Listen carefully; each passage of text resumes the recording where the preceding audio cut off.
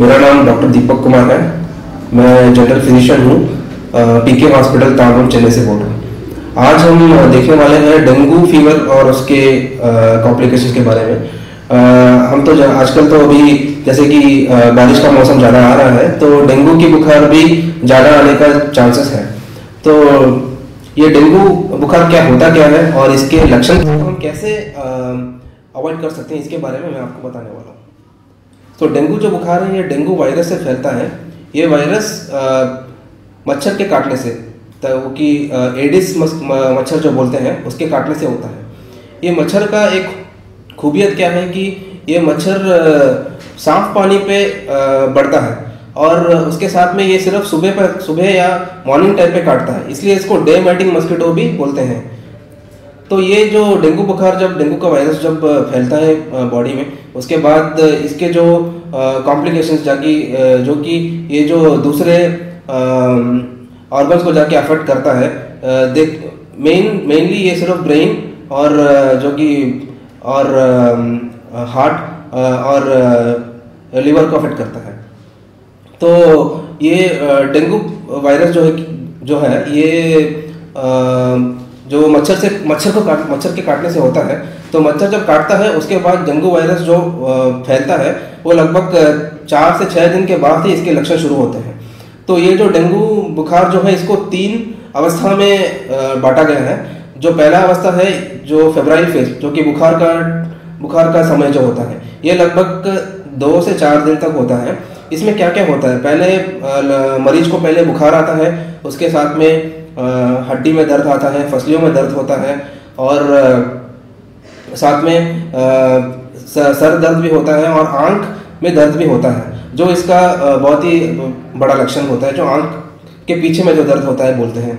और इसके साथ में खून बहने की क्षमता भी बढ़ती है, जैसे कि खून के स्पॉट्स जो बोलते हैं वो पैरों में मिलते हैं। इसके बाद जो होता है उसको महत्वपूर्ण अवस्था बोलते हैं, जो कि क्रिटिकल फेस करके बोलते हैं। जो भी कॉम्प्लिकेशंस होगा ये वो सिर्फ क्रिटिकल फेस में ही होता है। तो इसमें क्या होता है कि जो हम बोलते हैं कि सफ़ेद खून जो कम होता है, सफ़ेद खून, वो इसी फेस में होता है। तो इसमें क्या होता है, सफ़ेद खून कम होता है और हेमाटोक्रिट करके बोलते हैं, जो कि खून की जो मोटापा होता है वो बढ़ता है। तो ये डेंगू वायरस क्या करता है, जो हम खून का जो कवरिंग रहता है, जो ब्लड वेसल जो बोलते हैं, उसमें उसको अफेक्ट करता है। तो इससे क्या होता है, खून में से जो भी पानी है वो बाहर आता है। जो जब वो बाहर, उसको बोलते हैं कैपिलरी लीकेज। जब ये खून अपने जगह से जब बाहर आता है, तो ये सब जगह फैलता है, जैसे कि लंग्स के बाहर और हृदय और हार्ट के बाहर भी फैलता है और पेट के बाहर भी फैलता है, जो बोलते हैं कि थर्ड स्पेस में पानी जम जाता है। तो इससे क्या होता है, जब खून जब अपने जगह से बाहर आता है, तो अब जो ब्रेन हो या लिवर हो, ऐसे जगह पे खून ठीक से जाता नहीं है। तो इससे क्या होता है, अब बॉडी की जो बीपी जो रहती है, ब्लड प्रेशर जो बोलते हैं, वो कम होते जाता है। तो उससे क्या होता है, खून ठीक से ब्रेन को, लंग्स को, लिवर को नहीं जाता है।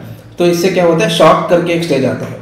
तो डॉक्टर का काम यह रहता है कि इस टाइम पे शॉक स्टेज को हमें नहीं जाना चाहिए। अगर ऐसे जाएगा तो मरीज बचने का चांसेस बहुत कम होते जाता है। इसीलिए डेंगू बुखार जो लगता है कि बहुत आसान सा साधारण बुखार है, साधारण सा वायरल बुखार है, पर इसके कॉम्प्लिकेशंस के बारे में के कारण बहुत सारे प्रॉब्लम्स हो सकते हैं। इसके अगले है रिकवरी फेज जो बोलते हैं, जिसमें मरीज ठीक होता है और उसका बीपी नॉर्मल हो जाता है और इसके सफ़ेद खून भी बढ़ जाता है।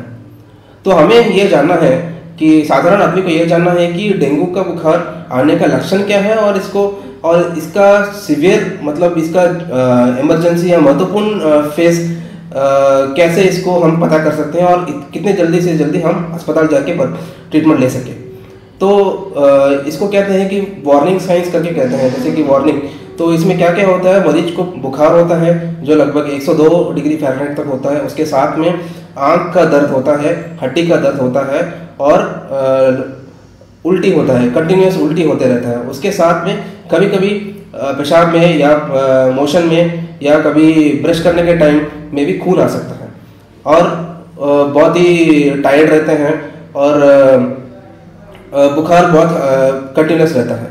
तो ये सब अगर लक्षण आपको लग आ रहा है तो इसका मतलब है कि डेंगू का बुखार, जो कि इस समय पर, जो कि इस बारिश के मौसम में जहाँ मच्छर की क्षमता बहुत ज़्यादा है, तो बुखार का सीवियरिटी भी ज़्यादा होने वाला है। अगली बात यह है कि हम इसको कैसे अवॉइड कर सकें।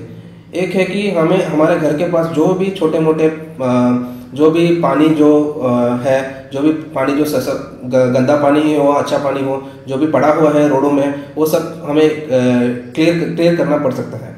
और इससे क्या होता है, जो मच्छर जो बढ़ता है, बढ़ने का जगह नहीं रहता है, तो एडिस मस्कीटो नहीं होता है, तो उससे डेंगू का वायरस भी नहीं फैलता है। दूसरी बात है कि खुद को हमें बचा के रखना है। कैसे? ये जो मस्कीटो रिपेलेंट्स बोलते हैं, जो दवाइयाँ लगाना, और खुद को ठीक से कवर करके सोना चाहिए, और खुद को सीख के प्रोटेक्टिव क्लोथिंग बोलते हैं वो भी रखना चाहिए।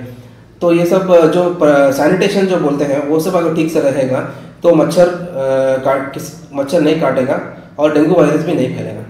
तो यही सब है डेंगू वायरस के बारे में, जो कुछ भी जो आपको ज़रूरत है, तो जो हमें जानना चाहिए, सब जो हर एक मनुष्य को जानना चाहिए कि कैसे हम इसको अवॉइड कर सकें। मुझे लगता है कि ये वीडियो आपको यूज़फुल रहा होगा। अगर आपको अच्छा लगे तो सबको शेयर कीजिए और सब्सक्राइब भी कीजिए। Thank you.